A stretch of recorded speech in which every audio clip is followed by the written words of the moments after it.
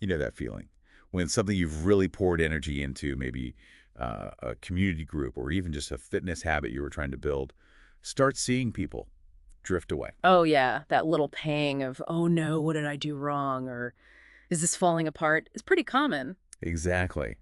So today we're doing a deep dive into that exact challenge, but specifically through the lens of gyms and um, membership cancellations. Right, looking at how to maybe flip that script instead of just seeing it as a loss, seeing it as an opportunity. Yeah, and we're using Jim Thomas's work from cancellation to comeback as our guide here. It's got some really practical stuff in it. Totally. So our mission for this deep dive is really to give you, the listener, some solid strategies.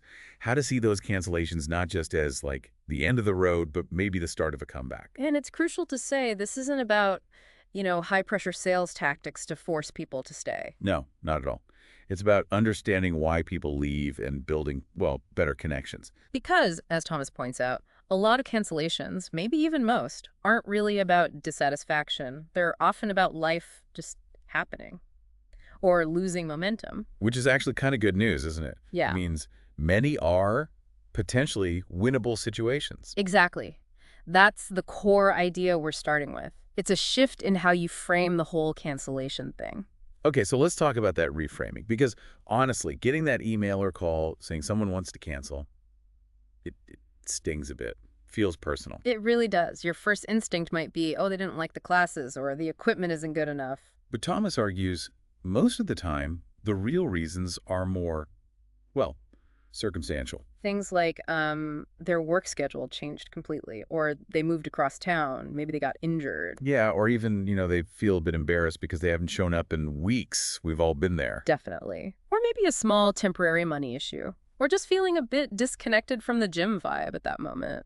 And the key takeaway here for you listening is that these reasons, they're often not about the fundamental value you offer, Precisely. They're external factors mostly. Changes in their world, not necessarily a rejection of your world, your gym. which is actually quite encouraging when you think about it that way. It really is, because it means the door isn't necessarily slammed shut. These situations are actually chances. Chances to show you get it, you care. Yeah, and maybe even offer something that works for them now. Keep that relationship warm for when things change again for them. Okay, so if we accept that premise cancellations aren't always failures, what do we actually do? Thomas lays out this very clear step-by-step process, a win-back workflow. Yes, it's very actionable. Step one he calls intercept with empathy. Intercept. Okay, so this is about catching them before they just hit cancel and vanish. Exactly. It's proactive. Instead of that simple final cancel now button, you introduce a little pause, a moment to understand what's going on. How? Like, what does that look like practically? Well, instead of the button leading straight to cancellation, it leads to a short survey. And he suggests a great title. Let's press pause, not stop. Tell us what's up. Oh, I like that. It immediately changes the tone. Less final, more like, let's figure this out. Right. And the questions are designed to get to the heart of it, gently. Like what sort of questions? Things like, what's the main reason you're thinking about canceling? And you give them options. Financial, time, not using it enough, injury, moving, that kind of thing. Makes sense. Get the why straight away. What else? Then a really useful one for tracking.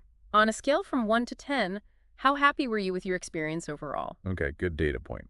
Also asking, would you think about coming back in the future, and was there anything we could have done differently that gives you valuable feedback? Yeah, that's goals for improving things generally. But here's maybe the most powerful question in that survey. Would you be open to a special option, or maybe a pause instead of a full cancellation? Ah, so you're directly offering an alternative right there. Exactly. And Thomas has a great tip here. Always have a freeze option ready, like pausing their membership for 30, 60, maybe 90 days. With reduced fees or maybe even no fees for that period. Yeah, it depends on the situation, but offering that flexibility can be huge for someone facing, say, a temporary work crunch or a short-term budget squeeze. It keeps them connected without the full commitment. Okay, that makes a lot of sense. So they fill out the survey, you get the reason, maybe they even tick yes Yeah. to considering a pause. What's next? Step 2. Step 2 is where you can leverage technology. It's about triggering automated pause or save offers based on their survey answers. Ah, okay. So using their specific reason to send them a relevant offer. Precisely. For you, the gym owner or manager, this lets you personalize solutions efficiently at scale. Can you give an example? Sure. So if someone says, my schedule's too busy, boom, the system automatically emails them something like, hey, finding time is tough. Have you seen our new 30-minute express classes? Or maybe try our virtual options. Okay, directly addressing the time issue. What about money? If they checked financial reasons, maybe an automated offer goes out saying, we understand things get tight sometimes. How about a special 50% off rate for the next month while you regroup? Nice. And if they said, I'm just not using it enough. Maybe the system triggers an invite. Let's get you back on track. Book a free one-on-one success session with a trainer to rediscover your goals. That's really smart. It feels responsive and tailored, but it's automated. Right. You'd use your CRM or email marketing software like Gymdesk, PushPress, MailChimp, whatever you use to set up these flows. It saves your team time for step 3. Which involves more direct human contact. Yes. Step 3 is human follow-up within 24 hours. Automation is great, but you can't beat a personal touch to show you genuinely care. So after the automated offer potentially goes out, someone actually reaches out personally. Ideally, yes. Within 24 hours of them submitting that survey, Thomas suggests a phone call or maybe even a quick personalized video message from a familiar face, a coach, or the manager. A video message.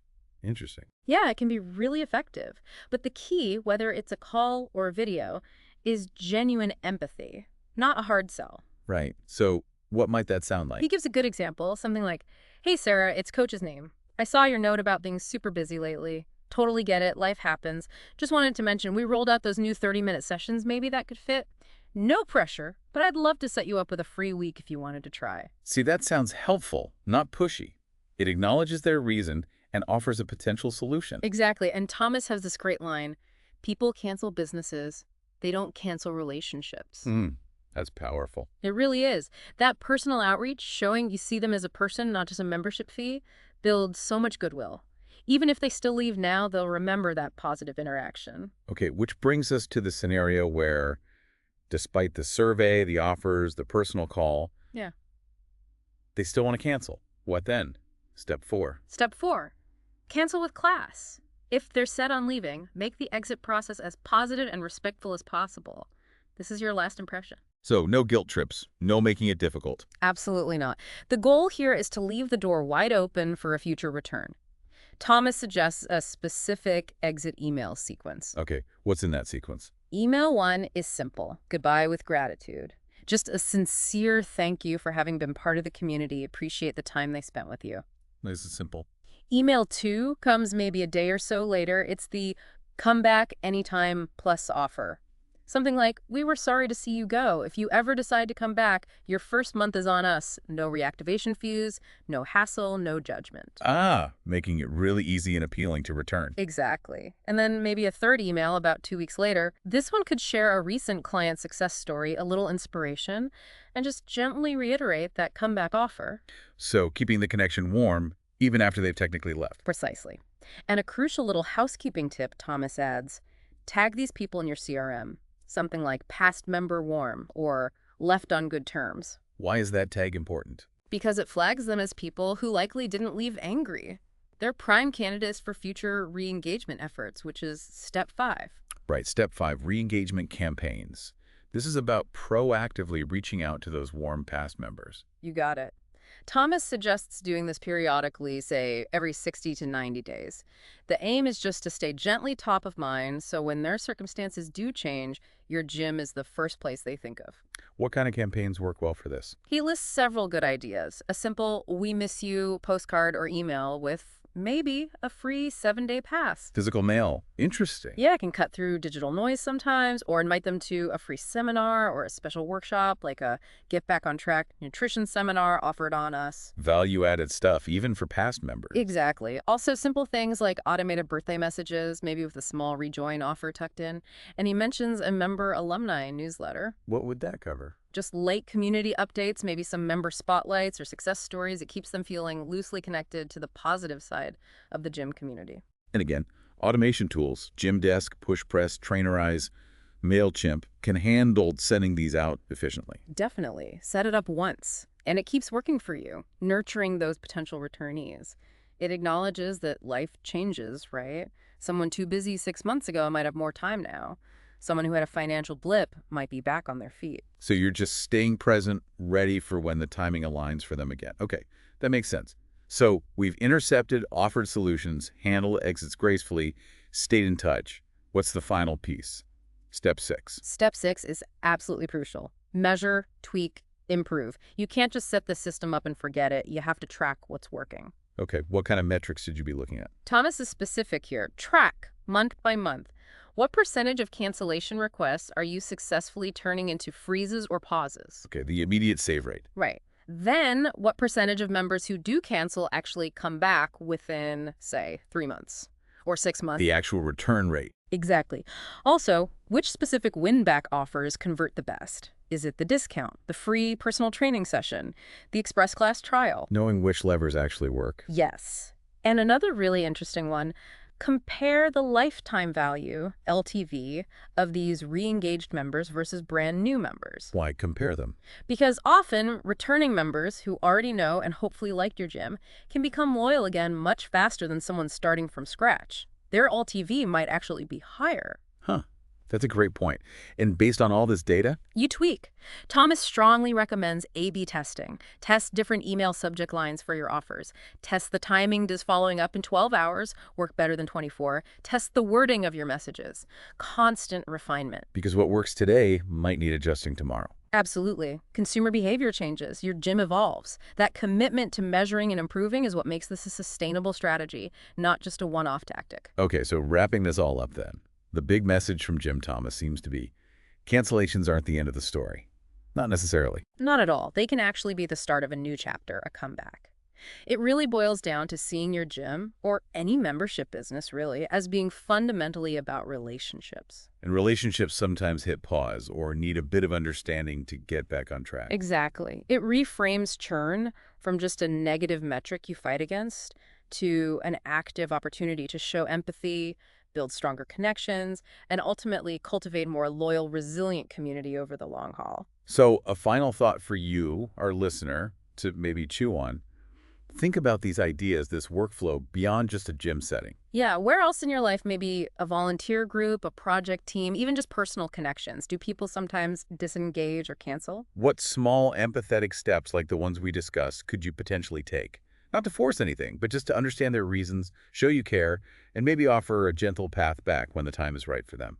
It's interesting to think about, isn't it? How shifting from just accepting departures to actively, thoughtfully inviting returns could lead to some surprising comebacks and much stronger connections everywhere.